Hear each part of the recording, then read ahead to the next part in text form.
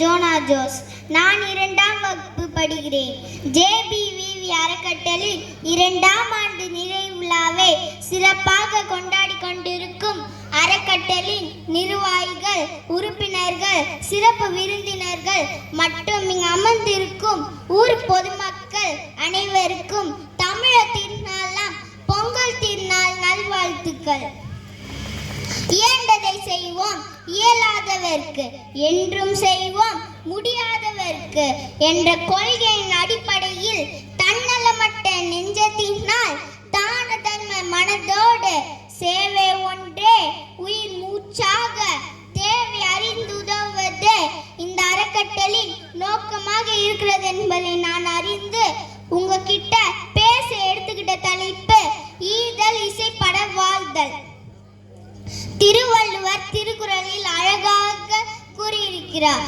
என்னவென்றால் ஈதல் இசைப்பட வாழ்தல், அது வல்லது ஊதியம் இல்லை உயிருக்கு.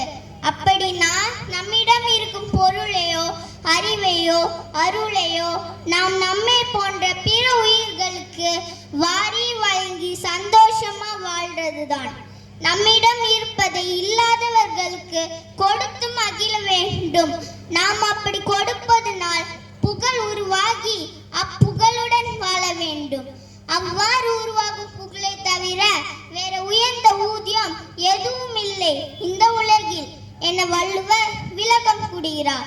மண்ணுக்குள் இருக்கும் வைரம் வைடூரியம் போன்றளவே மனிதனின் அன்பு ஈதல் இசைப்பட வாழ்தலாக இருக்க வேண்டும். ஒரு குட்டி ஸ்டோரி சொல்லட்டுமா?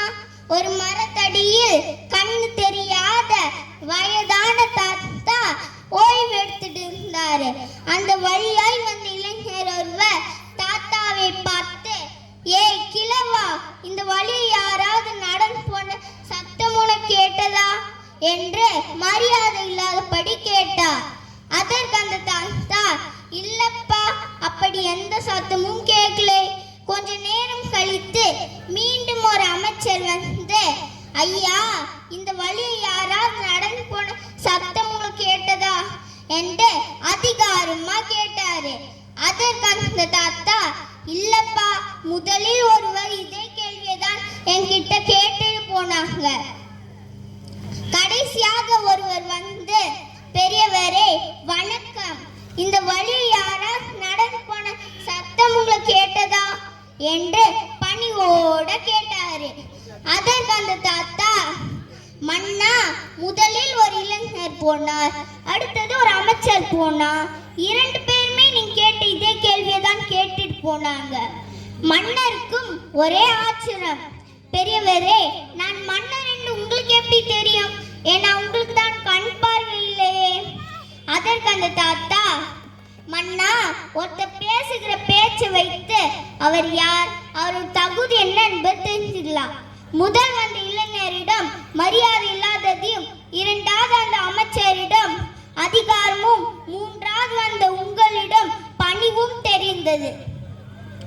ஆம், இந்த கதை எதற்காக கூறினேன் என்றால், நீங்க யார் என்பது இந்த உலகத்துக்கு நீங்க நிரூபிக்க வேண்டாம். ஏனென்றால் நீங்க செய்கிற நல்ல செயலும் நீங்க பேசுகிற பணிவான பேச்சும் தான் நீங்க யார் என்பது இந்த உலகத்துக்கு தெரியப்படுத்திவிடும். ஆகவே நற்செயல் விதையுங்கள், புகழே அறுவடை செய்யுங்கள். நற்செயல் விதையுங்கள், புகழே அறுவடை செய்யுங்கள். நன்றி, வணக்கம்.